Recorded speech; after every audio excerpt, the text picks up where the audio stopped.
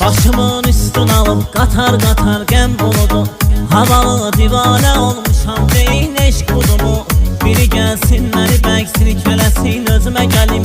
Səni görəcək bu gözüm əsil çırpınır ürəyim. Başımın üstüne alıp katar katar gem buludu. Havalı divane olmuşam beyin eşk budumu. Biri gelsin beni bək silkələsin özümə gəlim.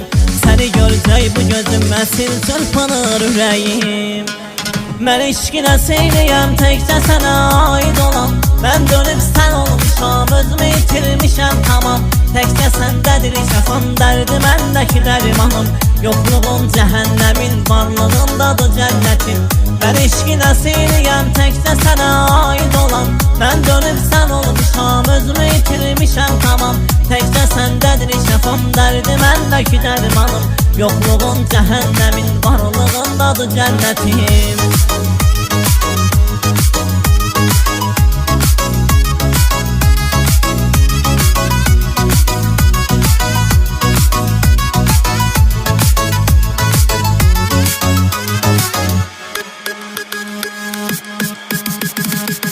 Bu dünya ayrı aləmə qərq olub gözlərində.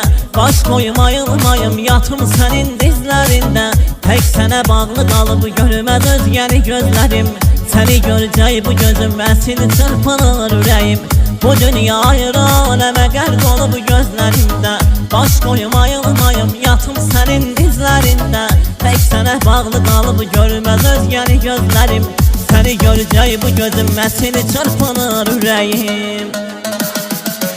Mən eşqinə seyləyəm təkcə sənə aid olan. Mən dönüb sən olmuşam, özümü itirmişəm tamam. Təkcə səndədir şəfam, dərdi məndəki dərmanım. Yolluğum cəhənnəmin, varlığındadır cənnətim. Mən eşqinə seyləyəm təkcə sənə aid olan. Mən dönüb sən olmuşam, özümü itirmişəm tamam. Təkcə səndədir şəfam, dərdi məndəki dərmanım. Yolluğum cəhənnəmin, varlığındadır cənnətim.